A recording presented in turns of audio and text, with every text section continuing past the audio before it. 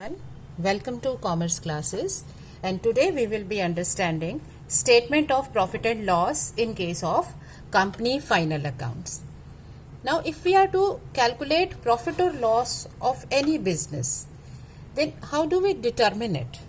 Let us first understand the concept of profit and loss, and then we can put it in the standard format of companies which is given in the schedule, right? So if we are to calculate profit or loss of any business, suppose you are say having a shop selling ready-made garments. Now if I ask you what is your profit, then how will you determine it, or what will you say this in this question? Like I might say, okay, so during a particular year or for an accounting period, suppose you sold ready-made garments and you earned revenue. So you will be getting sale proceeds, right? Sale proceeds of garments. This is your income, isn't it? Now when you are selling ready-made garments, then you might be allowing alteration work therein. So you might be getting alteration charges. Then it may happen that you have some amount available with you and you invested that into some securities and you are getting interest or dividend income out of that. So you may say that yes, I have invested some money and I am getting income. Then you are running this business maybe from a building which you have bought, and one floor of that building has been given on rent because you do not need that much of space. So you are getting some rental income also. Okay, so you have various sources of income coming from the same business. You have one business enterprise, within that you are selling goods, you are getting income. You are providing some services, you are getting income. Then you have income from some other sources which is of course not related to your business. So you may have interest income, dividend income, you have rental income. So these are different sources of income. So this is your income, this is your revenue. Now is it your profit? Now if I ask you, okay, so you got this much amount, so this is your profit. No, this is not correct, because then you will say that this is not my profit, this is my gross earning. But in order to make this earning possible, I am incurring many expenses. Like what type of expenses are you incurring? Now when you are selling these garments, so of course you are purchasing stocks, so you are incurring expense on the stocks. In case of ready-made garments or in case of a trading business, you are purchasing stocks and then you are selling stocks to earn the revenue. But if it is a factory or a manufacturing concern, then in place of purchasing stocks, you will be purchasing raw materials and then you will be having work in progress, finished goods, etc. Okay. Now as per Companies Act, the raw materials or work in progress include only those materials which go directly into the finished product, right? So if anything which can directly be related with the finished product, that will be included in the raw materials. So if you have any spares and stores or loose tools, etc., which are of course a part of your manufacturing business, which you are using in the manufacturing activity, but they will not be added in the stocks, right? So stocks will include only those type of stocks which come into the finished product. Rest of the things come under other expenses. So when we talk about the stocks, we are talking about those stocks which are directly identifiable with the finished product. Now apart from buying the stock in order to run the business, you will be having say some employees. Now to your employees you might be paying salary or wages depending upon the type of work they are doing. Then you have some, because we are talking about company, so you are not only having the employees, you will be having managing directors and other directors who are on your payroll. Directors are of two types, remember. One type of directors are those which are on your payroll, so their payments are included in the employees' payments. The other type of directors are those who are not on the payroll, but they just come for the meetings and they provide their professional inputs in the decision making process. So they get their director's fee. So director's fee is not included here, but their salaries are included here, right? So this is another kind of expenses. You might be giving them some benefits. Maybe you are incurring some expenditure on their travel, so that will be a part of this. You might be giving them some allowances, you might be giving them free lunch, you might be incurring expenses in maintaining their provident fund, you are making contributions to their provident funds, welfare funds, etc. So you might be having a whole lot of expenditures relating to employees. Then you have other costs, like in order to start the business or run the business, you need money. So you might have taken some money on, say, loan. So if you have any kind of borrowings, then you are to pay interest on loan, whether paid or payable. Then in order to raise the loans, you have to incur many other expenses like loan processing fee or other incidental expenses, right? Similarly, you may have raised money in case of companies through debentures.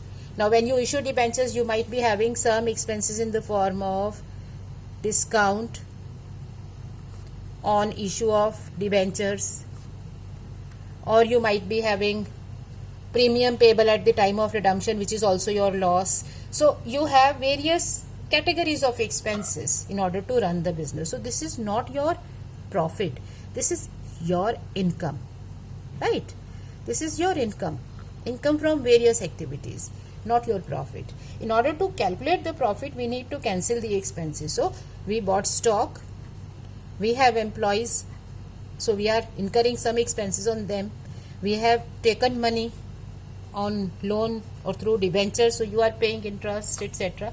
So you have some expenses there. Now as I told you that you have bought a building, and on your fixed assets you will be paying, or you will be deducting or charging depreciation. So you might be having expenses in the form of depreciation on fixed assets or amortization of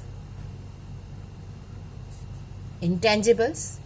Maybe for a particular kind of design, you have bought that, okay, as a right, as a copyright, and now you are to pay the price for the same, or you are having some special processes. Like these are relevant in case of mostly the manufacturing companies, that they have certain processes for which they have bought the method, or they have bought the design. So when you have purchased intangibles, you are to amortize the intangibles. If you have purchased fixed assets, you are to provide depreciation on them. Then you have various other expenses like spares and stores. You might be having tools, like if it is a, say, manufacturing concern producing finished garments, okay, so you will be having sewing machines therein. You might be having a machine which is putting on buttons, and you might be having various other instruments like sewing, pins, measuring tape, and many other things. So in an organization, you might be having various spares and stores items, tools, etc. Then you have office cost like stationery, electricity bills, power bills. You have auditor's fee. You have then selling expenses. You might be advertising your product, so you are incurring expenses on advertisement, so advertisement, selling expenses. Then you might be paying auditor's fee, right? Now after deducting all these expenses, whatever income you get, then on that income you are to pay the taxes, right? There are two types of taxes. One is taxes on income, and the rest are included in the second category, like wealth tax, or presently you might be having GST if it's a manufacturing concern, or trading concern. On your products that you are buying, you will be paying GST. So all these taxes, so all taxes are to be written. So these are also being there. Now these are a part of your business operations, but this is a part of your income. Out of your income you are to pay this tax. So this can be paid only once your income has been calculated, but this is to be paid because of all your assets that the business is owing, or because of the activities that you are running, excise duty, etc. Right? Then apart from that, you might be having, say, writing off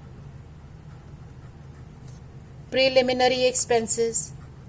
or you might have incurred huge advertisement expenditure, and you have, say, put up a huge billboard and to advertise your product, and now that cost is to be written off over a period of time. So the unexpired expenses, these are also to be written off. So we have various expenses. Now once you deduct these expenses, these are all your expenses, right? Now once you deduct these expenses,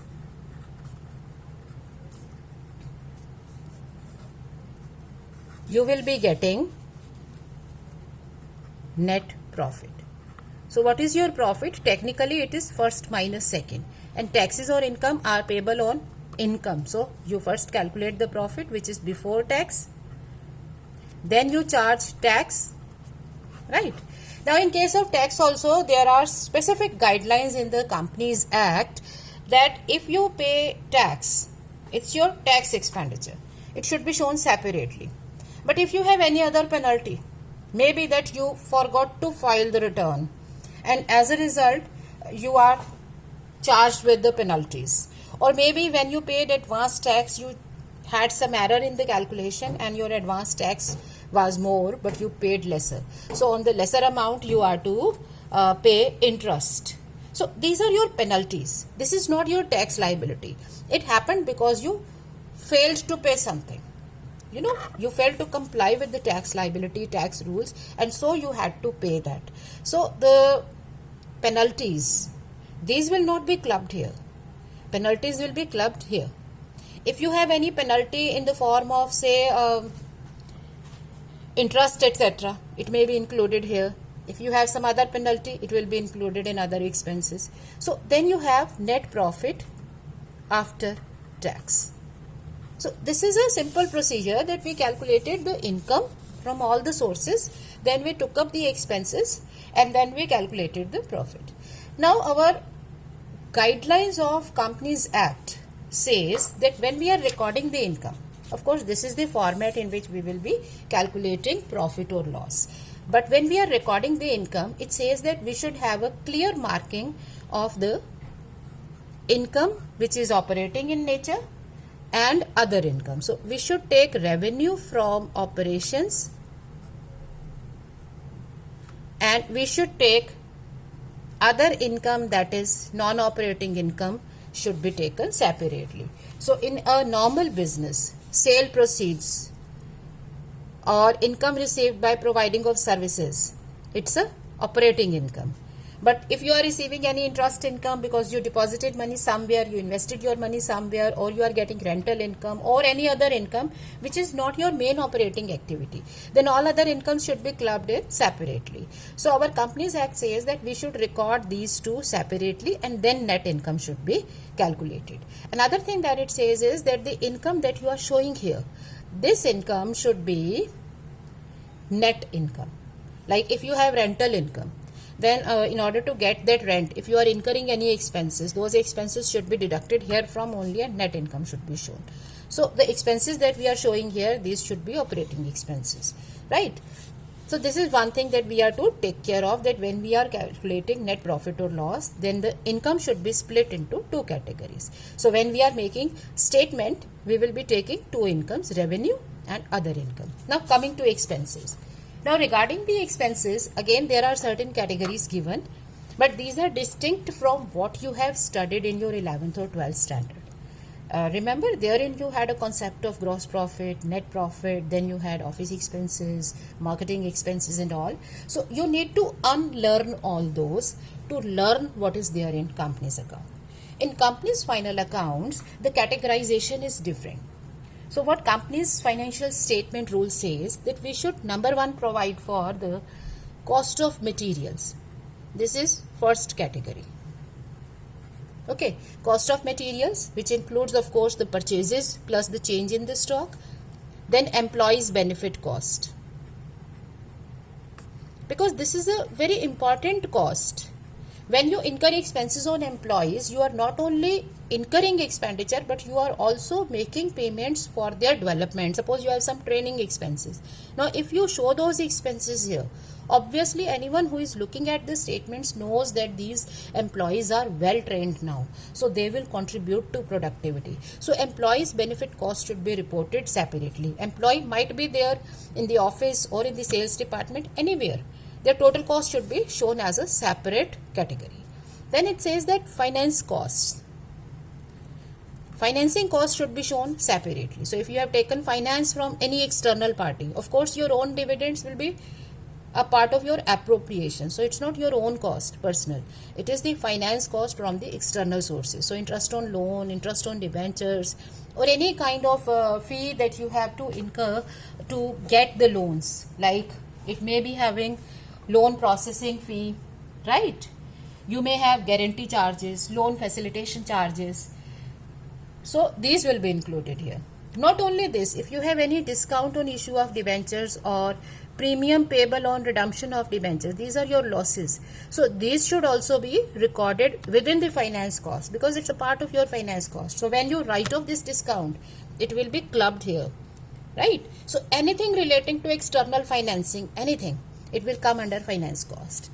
Then it says that we should record depreciations and amortizations separately. So here in amortization of intangibles, so we are still talking about assets.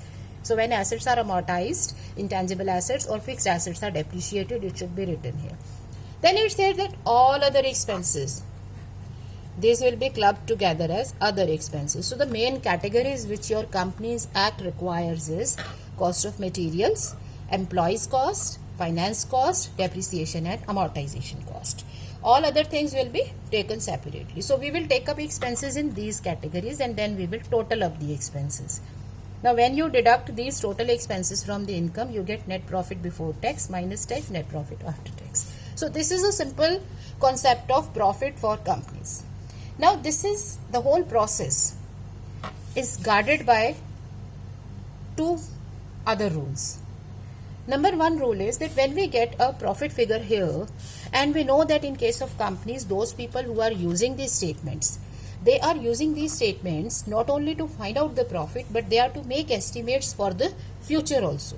These statements forms the basis for future estimations, right? Future prediction of cash availability or prediction of profitability in future. So it requires that when you are recording these expenses here, then out of these expenses, if any expenses are, remember, if any of the expenses are extraordinary, right, or these are exceptional, you have some exceptional expenditure. When you look at expenses, you find that this figure is not normal to your other expenses. So it is exceptional figure. So it should be reported separately. Similarly, if anything is extraordinary, maybe that during the last year there was an earthquake because of which a major part of your building was destroyed and you had to incur huge expenditure on its reconstruction.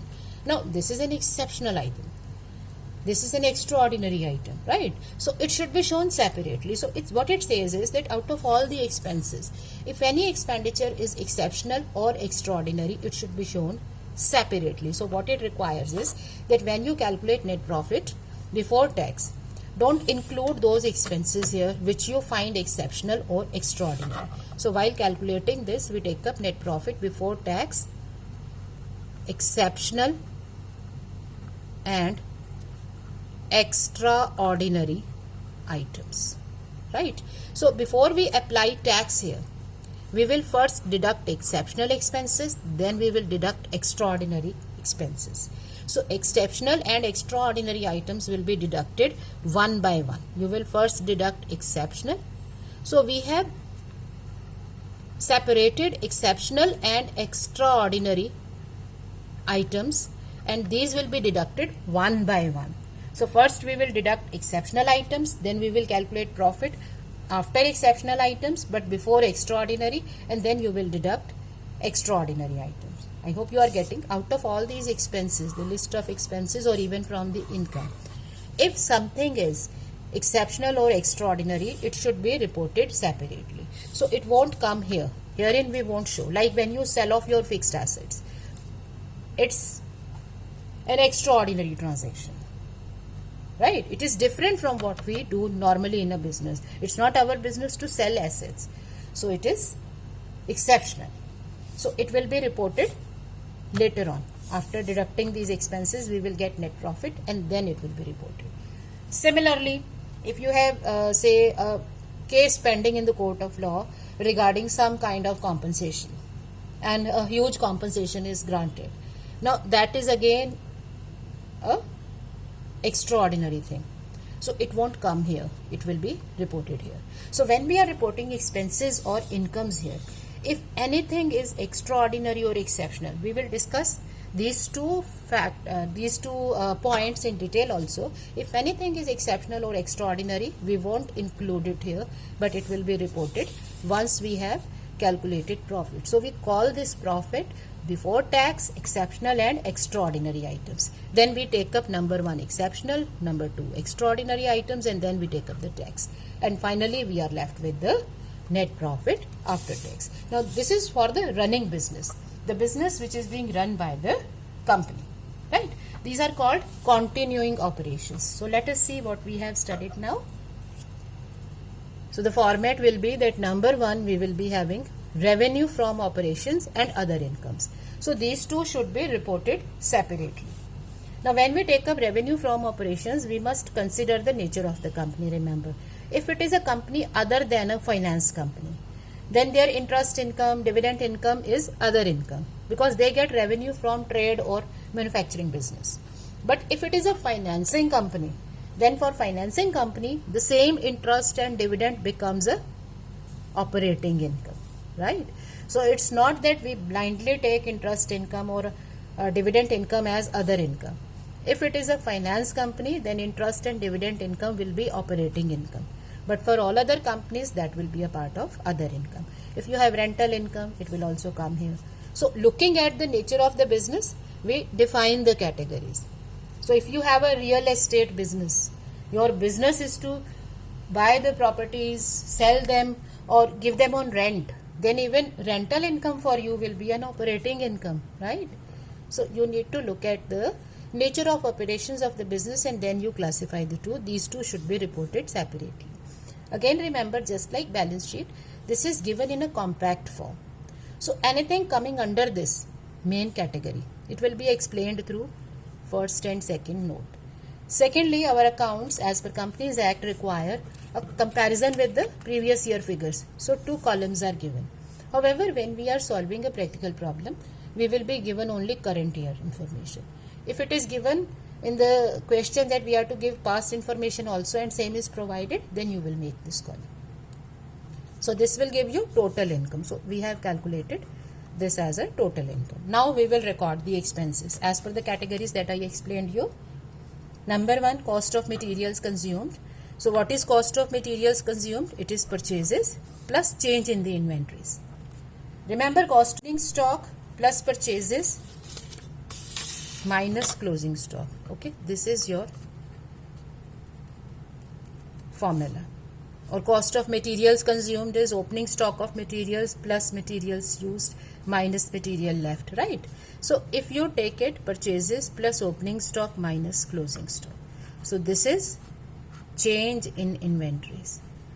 So this way, when we record it, then anyone who is looking at the statement can easily see that whether the inventories have increased over time or reduced over time. So that gives a fair idea to the user of the accounting information about the management of inventories, right? And future cash flows. So the statement is provided or prepared like this. In cost of material consumed, we will be recording purchase and change in the inventories, that is opening minus closing. Remember, you are to calculate cost of goods sold, which is opening plus purchases minus closing stock. If we keep purchases separate, then it is opening minus closing stock, which is the change in inventories. Now we may have inventories of various types depending upon whether it's a trading or a manufacturing concern. But these will be reported not here. This will be shown through the notes.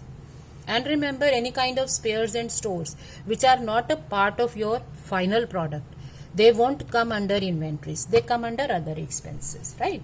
So we will take up cost of materials consumed with these two categories. Then we take employees benefit expenses, finance cost, which of course includes cost of financing, direct cost, that is interest, etc., plus indirect like loan processing fee, guarantee fee, and then discount, etc., being written off. Depreciation and amortization expenses, then all other expenses. So all other expenses. So this way all expenses are totaled up, right? So when you have recorded everything, you will be getting total expenses, which is number 4. So if we deduct total income minus total expenses, if we deduct it from the total income, we will get profit before exceptional and extraordinary items and tax. That is what I explained, that when we are recording anything here in these two lists, remember we have two lists. First list was for the revenue and income. Second list was for expenses. You have just numbered them differently. First list of overall income is number 1 and 2 combined, which gives you total income. This is your first list, right? You double lined this. Then your second list is for expenses. You wrote all expenses within this. Then you totaled up, right? So when you are recording anything here, then anything which is exceptional or extraordinary, it will be taken separately. It won't come here. What will we do? We will say this is profit before exceptional and extraordinary items and tax, because tax is applicable once net income is calculated. So firstly, we will deduct exceptional items. Exceptional, you know that it is normal to the business, but the amount is exceptional or the nature is exceptional. Then you have extraordinary items. So this way we will get profit before extraordinary. This was profit before both exceptional and extraordinary. Then you deducted exceptional, so you are left with extraordinary. So this is profit before extraordinary items. Then you deduct extraordinary items also, so you are left with profit before tax. So this is the numbering. This is your profit. Then you deducted exceptional items, number 6. So when you deduct this, you get profit before extraordinary items. Then you deduct extraordinary item, that is 7th minus 8th. So you get profit before tax. Now you are to take up the tax expenses. Again, in the tax expenses, we are to record expenses of the current year and the deferred tax separately. As I explained in the balance sheet also, deferred tax is a kind of tax which has been deferred to the coming years as an asset or as a liability. So we will take up this later on as a separate transaction. So we are left with the profit or loss from the continuing operations. Now this is all that we are doing from the business which is being continued. So all these things will be explained through the notes, right? This is the total. Then in exceptional items, you might be having a lot many items, but you are to give a note for all.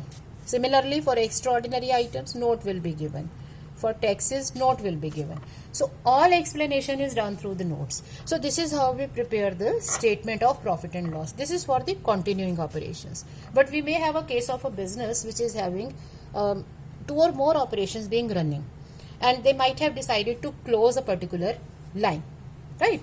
So you might be working in 2-3 lines, but you have decided to close one line, to have discontinued one category of your business. So when we are accounting for profit or loss, then continuing operations are accounted separately, and for the discontinued operations, we will be having profit and loss from discontinued operations separately. So you can say that the next category will be for discontinued operations, which you won't continue for the coming years. Reason is that the users need these statements, be it management or owners or future lenders, future investors. They are looking at these statements not just as a measure of profit, but they want to know whether this profit will be repeated in the coming years or not. So if you have discontinued any operations, then their profit or loss is not going to come in the next year. So their profit or loss should be reported separately. So a net figure will be calculated, it will be reported, its tax will also be calculated separately, and net profit will be calculated. So when we add up profit or loss from the continuing operations and profit and loss from the discontinued operations, we get profit and loss for the period. Now after calculating profit and loss for the period, we shall be calculating earning per share. earning per share is earning on individual share per share. So it will be equal to net profit that we have calculated divided by number of shares. Now this is calculated as basic and diluted. Basic is the earning on the basis of the number of shares available as on this date. And diluted is when you take care of the shares which you are likely to have in the coming years. Suppose you have say 10,000 shares of 100 rupees each now, but you have debentures of 5 lakh rupees, right? So these debentures are convertible. Okay, so if these debentures are convertible into equity shares, 5 lakh rupees of debentures, just remember this again, you have equity capital of say 10,000 shares of 100 rupees. Okay, it is 10 lakh. You have debentures also say of 5 lakh rupees of 100 rupees debenture. That means 5,000 debentures of 100 each. Okay, now these debentures are convertible. That is, the debenture holders have an option to convert say 40% of their holding. You have given them an option that they can convert 40% of their holding and you will pay them remaining cash. So remaining will be paid at the time of redemption. So if we are to calculate earning per share basic, then basic is based on the number of shares right now. So number of shares right now are 10,000. But the diluted will be on the basis of the total number of shares that you may have to have in the future. So in future, out of 5,000 debentures, 40% will be converted as per the rules. So it means that you will be having 2,000 shares of 100 each, because 40% of this is 2,000. So you have 10,000 shares which is your existing capital. In future you are likely to have 2,000 shares more. So you will be having total 12,000 shares. So your diluted earning per share will be net profit upon the total number of shares that you are likely to have in future. So the total shares are measured or estimated and then diluted profit is calculated.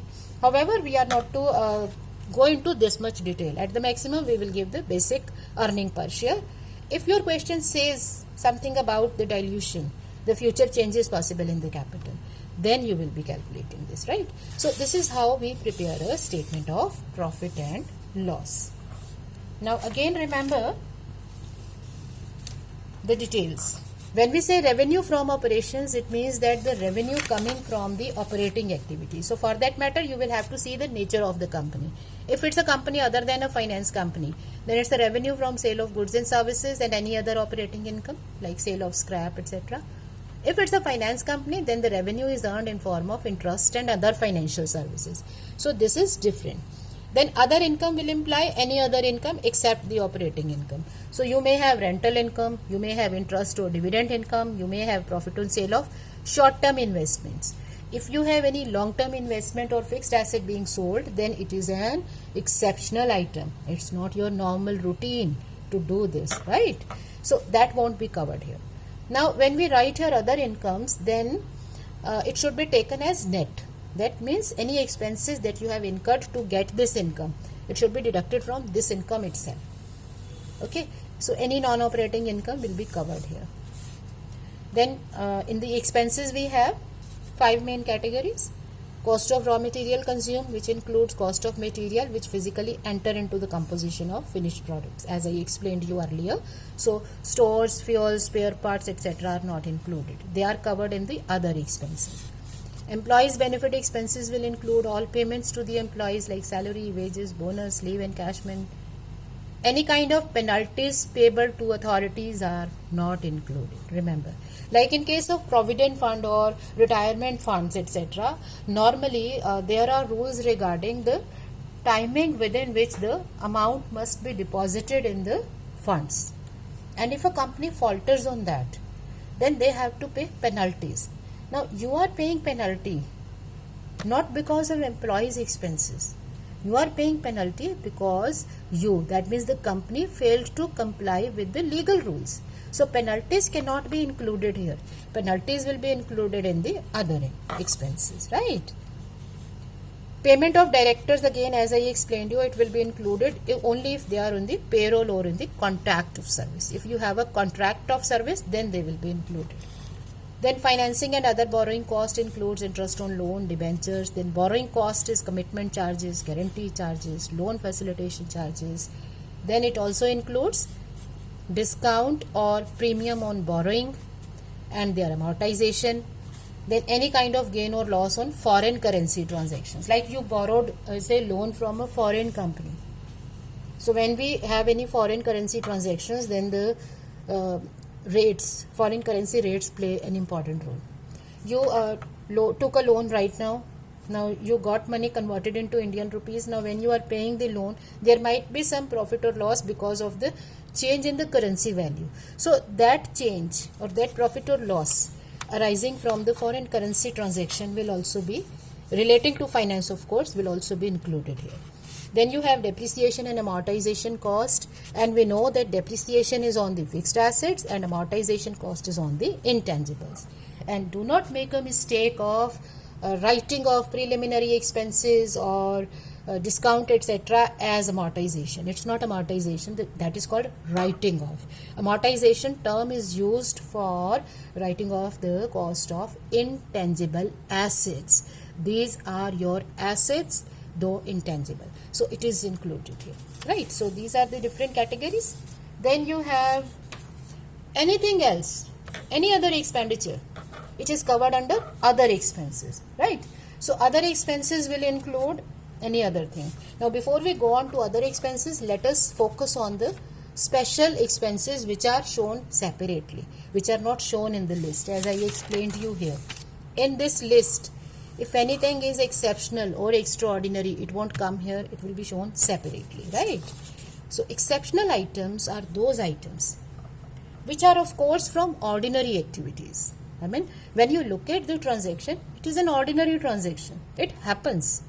But their disclosure is necessary to explain company's performance considering the nature, amount and period. Like when you dispose of your assets, your investments, your intangibles or any your long-term assets. Now, it is ordinary in the business because you bought the asset, its life is over, now you are to dispose it off. But the amount is so much or the nature of the transaction is such that you should disclose it separately. So writing down inventories, when you write down the inventories at their net realizable value or you reverse the entry, or restructuring activities of the enterprise or disposal of plant, property and equipments and intangibles, disposal of long-term investments, any profit or loss arising therefrom, it will be reported here. If it's a profit, it's a plus sign. If it's a loss, it's a minus sign, right? So net profit will be added, loss will be deducted. Any litigation settlement, so anything which is there in the business, it is there in the business. So it is not something out of the blues. If you are in business, you are likely to have these expenses, these incomes, but these are exceptional. These are not regular, right? So exceptional means something which is not regular. It's not every day you are selling your assets, every day you are selling investments, or you have some litigation cases against you. It's not everyday thing. So it is exceptional. It should be reported separately. Then we come to extraordinary. Extraordinary, as the name says, it is not ordinary. It is extraordinary. So it is something different from what you do, like attachment of property. Suppose you have a building someplace and now a government has planned for some kind of road over there and your property is coming in between, so it is taken up. So this is extraordinary. If you have a loss due to earthquake, this is extraordinary.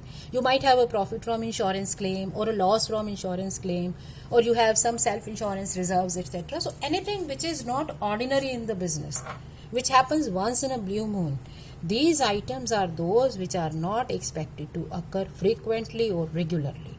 So these are called extraordinary. And you will be finding sometimes, we might find it difficult to distinguish between the two. Because you may say that even the sale of assets is also extraordinary. We don't do it daily, right? Now the key point here is that you will be finding that the difference of the two is based on the source. If the source of these transactions is within your control, you are controlling, it's an exceptional item. But if the source is not in your control, then it is extraordinary. So this is what I have observed in these two items. If you have any exceptional or extraordinary item and you are confused where to qualify this, then just see whose control is there. When you sell a fixed asset, it is under your control. But when the asset is lost due to earthquake or due to fire, it was not under your control. So those will be extraordinary. So this is how you distinguish between the two. Tax expenses. Now tax expenses will include all the taxation expenses, but again remember any penalties, they won't be a part of your expenses. Tax expenses or any specific category of expenses. When you pay penalty, it is not because of the expenses. It is because you failed to comply with the rules. So if you have any interest on shortfall of payment of tax, it's a finance tax. Why did you pay less tax? Maybe money was the reason. Okay. So it is a finance tax. If there is a tax penalty which is compulsory like interest, etc., finance cost, and any other tax penalty, that will be other expenses. Wealth tax, it's other expenses. So we will be showing tax expenses but not the penalties. Then we will be showing tax provisions also, but these will be reported separately. Again in that, remember that provisions of last year and of current year, they are kept separate. Like last year also you might have provided for the tax, and this year when the tax is settled, you find that some provision is reversed. It will be shown separately, and current year's provision will be shown separately. So you have to show the provisions separately. So this way we have covered all the expenses. Now we are left with the other expenses. So other expenses means any expenses which do not fall in any of the above stated categories. So in other expenses also we have a separate rule for a few things. Prior period items and any item of expense which exceeds 1 lakh or 1% of revenue from operations, whichever is higher, it should be reported separately. And in fact this rule applies for all categories, even in the say staff salaries. If you find that the salary of a particular director, right, if it is beyond 1% of your revenue or above 1 lakh, it should be shown separately. It's a separate transaction to be reported, so it should be reported separately. Same lies with the incomes also. So what we can say is that when we are clubbing different items of incomes and expenses, we will do this as a part of note, and this will be our standard format. So you will be preparing format like this. So initially when we are solving a question, we will make this format. We will write all these one by one, and then we will take up the working notes to the balance sheet, and therein we will total up the amounts. Now when we have considered all this, so there were certain rules. One basic rule is income minus expenses is your profit. In income you have 2 categories. In expenses you have 1, 2, 3, 4, 5 categories, right? 4 are defined, 5 is a umbrella category. Then you are to consider 2 type of expenses separately, exceptional and extraordinary, and then finally we apply the tax and we get net profit after tax. Now in overall we have some rules which we need to follow, which are umbrella rules, you can say. These rules are applicable on everything, on any item of expenditure, right, or income. Number 1 is foreign exchange transactions. So whether you are talking about revenue or you are talking about expenses, if you have any transaction in foreign exchange, it should be reported separately. So within the revenue, if you are say in the export of goods, then the foreign exchange revenue will be reported separately. So through notes only we will be making special notes, separate notes for foreign exchange transactions. Secondly, prior period transactions. If any prior period transactions are there, these will be reported as a separate note. So you might be having say employees benefit expenses lying here. Okay, now in this there was some mistake, because prior period items occur because of either we forgot something, omission, or because of error of commission, that is you made a mistake. So if any prior period change is to be made, it will be reported separately in the notes. So if in employees benefit expenses, if we say we missed something last year and now we are providing for that, so not here, in the notes only we will be writing this much expense of current year and this much expense for the last year. So it will be reported separately. and another is that expenses exceeding a specific limit. That is, if any expenditure which is above 1 lakh or 1% of the revenue, whichever is higher, then it will be reported separately. So when you are writing up these details in the notes, therein you will have to take care of these three things: foreign exchange transactions, prior period transactions, and amounts above a specific limit. These will be highlighted, these will be reported separately. So this is how we prepare statement of profit and loss for a company. So till now we have discussed both the statements of final accounts, balance sheet, and a statement of profit and loss. So just go through the details again and consider the components, right? So next time we'll be taking up the next part of final accounts. Thank you.